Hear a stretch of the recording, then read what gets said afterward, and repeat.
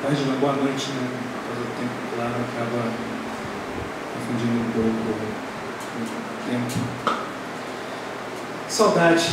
Eu tenho muita saudade quando fico sem expor, sem compartilhar com os irmãos. E hoje eu quero compartilhar algo que precisa urgentemente da nossa atenção, precisa urgentemente da nossa observação.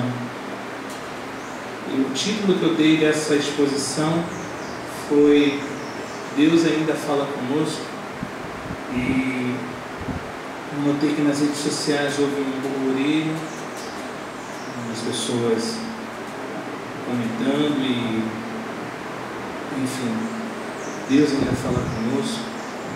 Vamos orar. Senhor, obrigado pelo privilégio e oportunidade de estarmos aqui juntos, como tua igreja reunida para louvar e adorar e exaltar o teu nome. Abra os nossos corações e mentes para ouvir a palavra que vai ser exposta nesse momento. Usa a minha vida como um instrumento a transmitir à tua igreja, aos meus irmãos, aquilo que o Senhor deseja, Pai. Obrigado porque o Senhor nos amou primeiro. Obrigado porque temos a certeza, Deus,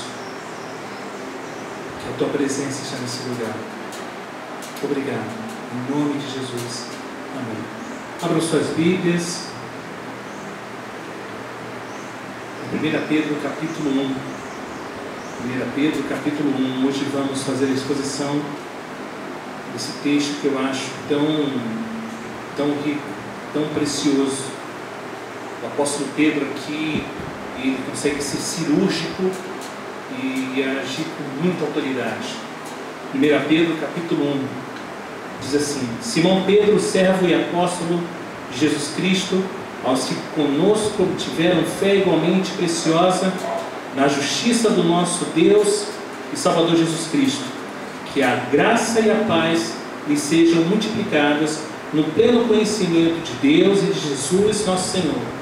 Pelo poder de Deus nos foram concedidas todas as coisas que conduzem à vida e à piedade pelo pleno conhecimento daquele que nos chamou para a sua própria glória e virtude. Por meio dela, ele nos concedeu as suas preciosas e muito grandes promessas, para que por elas vocês se tornem coparticipantes da natureza divina, tendo escapado da corrupção das paixões que há no mundo. Por causa disso, concentrando todos os seus esforços, acrescentem à fé que vocês têm a virtude, o conhecimento, ao conhecimento, o domínio próprio, ao domínio próprio, a perseverança, a piedade, a fraternidade, o amor. Porque essas qualidades, estando presentes e aumentando cada vez mais, farão que vocês não sejam nem inativos, nem infrutíferos no pleno conhecimento do nosso Senhor Jesus Cristo. Pois aquele que não tem essas coisas é cego, vendo só o que está perto, e se esqueceu da purificação dos seus antigos pecados. Por isso, irmãos, procurem com empenho cada vez maior confiar a vocação e a eleição de vocês, porque fazendo assim, vocês jamais tropeçarão, pois dessa maneira é que lhes será amplamente suprida a entrada no reino eterno do nosso Senhor e Salvador Jesus Cristo. Por essa razão, sempre estarei pronto para fazer com que vocês se lembrem dessas coisas, embora já as conheçam e tenham sido confirmados na verdade que receberam. Também considero justo, enquanto estou nesse tabernáculo, despertar essa lembrança em vocês, certo de que estou prestes a deixar o meu tabernáculo, como efetivamente nosso Senhor Jesus Cristo me revelou. Mas de minha parte, me esforçarei ao máximo para que sempre, mesmo depois da minha partida, vocês se lembrem dessas coisas, porque não lhes demos a conhecer o poder e a vinda do nosso Senhor Jesus Cristo, segundo fábulas engenhosamente inventadas, mas nós mesmos fomos testemunhas oculares da sua majestade, porque ele recebeu honra e glória da parte de Deus Pai, quando pela suprema glória lhe foi enviada a seguinte voz: Esse é o meu Filho amado, em quem me agrado. Ora, nós ouvimos essa voz vinda do céu quando estávamos com ele no Monte Santo. Assim temos ainda mais segurança, assim temos ainda mais segura a palavra profética, e vocês fazem bem em dar atenção a ela, como uma luz que brilha em lugar escuro, até que o dia clareie, a estrela da alva nasça no coração de vocês. Primeiramente, porém, saibam que nenhuma profecia da Escritura provém de interpretação humana, porque nunca jamais qualquer profecia foi dada por vontade humana. Entretanto, homens falaram da parte de Deus, movidos pelo Espírito Santo. Aleluia! Ainda assim, será que Deus ainda fala? Será? Eu já ouvi muitos testemunhos sobre isso, e eu quero nessa noite iniciar falando de um testemunho que eu ouvi há alguns anos. Um professor muito conhecido falou de sua experiência pessoal, em que Deus, de forma sobrenatural, havia lhe dado um esboço de um livro, e então orientado a ele a usar o dinheiro do livro para ajudar um jovem a ir para o seminário e se preparar para o ministério. Ele falou em como sua fé havia sido fortalecida por finalmente Deus ter falado de forma pessoal com ele. É uma história muito bonita, diga-se de passagem, em muitos aspectos, mas com apenas uma exceção. Esse professor, ele dá a impressão de que Deus não costuma falar conosco pessoalmente. O testemunho desse professor me deixou com a sensação de que Deus, falando a nós por meio das Escrituras, é uma forma de comunicação inferior, ou seja, menos emocionante e menos edificante. Eu não posso deixar de concluir que sim, a Bíblia é importante, mas uau! Que maravilhoso seria se eu pudesse viver a experiência de Deus realmente falando comigo. Se eu simplesmente pudesse ouvir a voz segura e infalível de Deus. Isso seria incrível. Parece incrível, não é verdade? Você consegue imaginar Deus falando com você pessoalmente, seguramente, com autoridade? Imagina, para e pensa. Deus falando com você. Bom, a boa notícia é que cada um de nós pode ouvir de Deus hoje, agora, nesse momento. Deus ainda fala. Ele tem uma palavra para cada um de nós que é segura, firme e infalível. Tudo pode ser comprovado a partir da passagem do início desse capítulo que acabamos de ler, de 1 Pedro 1. Mas para chegarmos a essa conclusão, irmãos, temos de entender o contexto da epístola de Pedro. A carta de 2 Pedro, ela é uma exortação à piedade. Exortação à piedade. Nos versos 3 a 11, temos o poder para a piedade nas grandes e preciosas promessas de Deus. Nos versos 5 a 7, vemos um modelo para a piedade nas virtudes que podem ser associadas à fé. Dos versos 8 a 11, vemos a premissa para a piedade em nossa vocação e eleição. Então, nos versos 12 a 15, Pedro reitera a sua intenção de lembrá-los dessas coisas, ou seja, as virtudes da piedade antes de morrer. A preocupação do apóstolo Pedro é que falsos mestres rastejem para dentro da igreja, prometendo liberdade, e acabem levando as pessoas à sensualidade e à escravidão espiritual. A exortação é para ignorar esses falsos mestres e buscarmos a santidade. E uma das principais razões para fazê-lo é por causa da futura vinda de Cristo. Quando o dia do Senhor chegar, o mundo será destruído, as nossas obras serão expostas, e os ímpios serão julgados.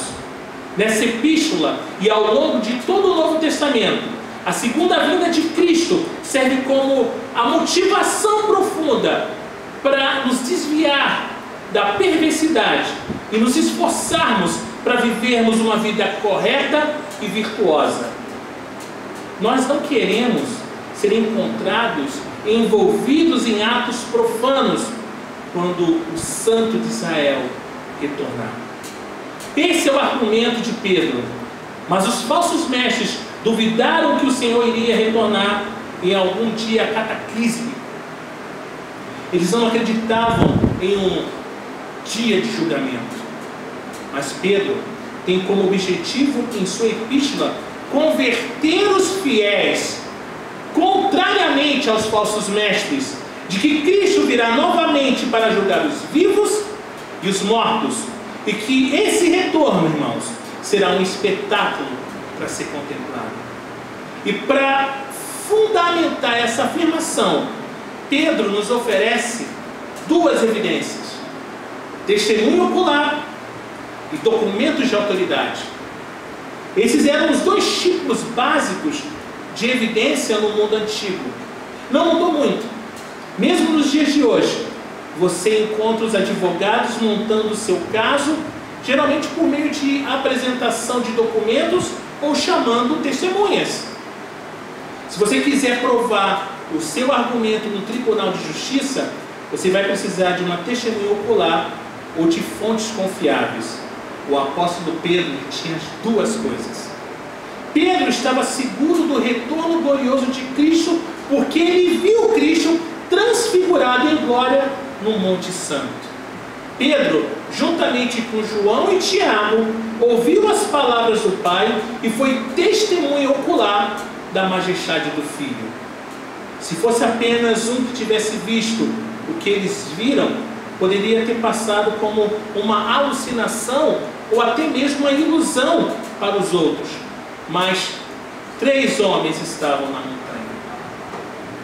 Eles estavam lá na transfiguração e sabem, sem sombra de dúvida, que Cristo não deve ser tratado com leviandade. A linguagem do verso 16 é importante para o argumento de Pedro e nossa doutrina da Escritura. Ao narrar os acontecimentos da transfiguração, o apóstolo Pedro ele deixa bem claro que ele não segue fábulas engenhosamente inventadas. Alguns estudiosos liberais tentaram usar a categoria de fábula para descrever a Bíblia. Eles são rápidos em afirmar que a fábula não é o mesmo que falso.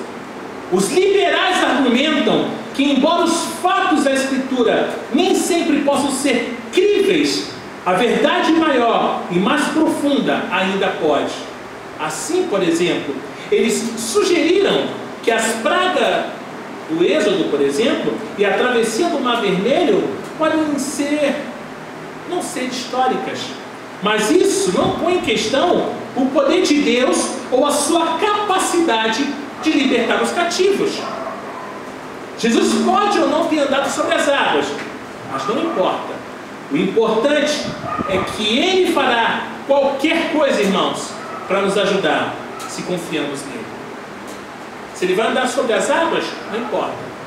Ele vai fazer tudo para nos ajudar. A ressurreição de Cristo, para alguns liberais, eles argumentam, não é para ser tomada literalmente como uma ressurreição corporal, mas sim como um símbolo poderoso que Deus pode nos dar nova vida espiritual e arrebatar a vitória das garras da derrota.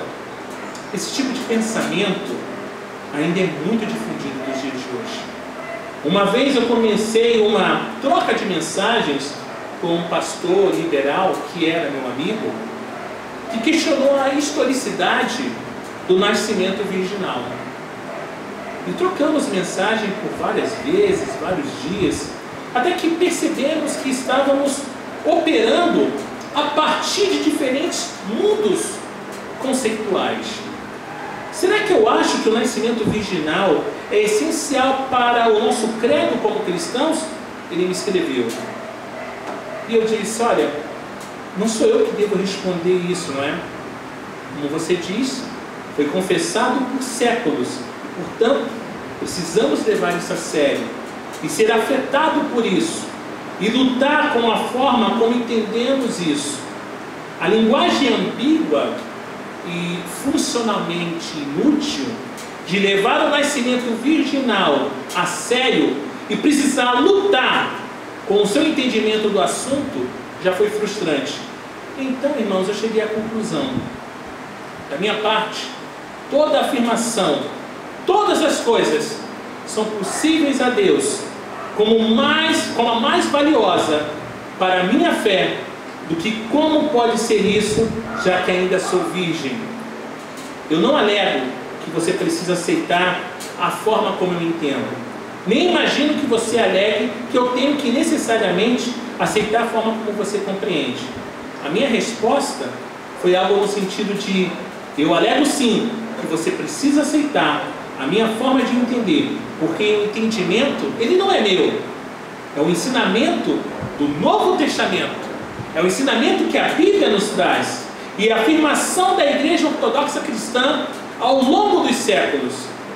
Além de mostrar a lógica autodestrutiva, se todas as coisas são realmente possíveis com Deus, por que engasgar com o nascimento virginal miraculoso? A compreensão liberal da história está completamente em desacordo com o próprio autoentendimento da Bíblia. A palavra grega mitos é sempre usada de forma negativa no Novo Testamento. Vamos ler 2 Timóteo capítulo 4, verso 4. 2 Timóteo capítulo 4, verso 4.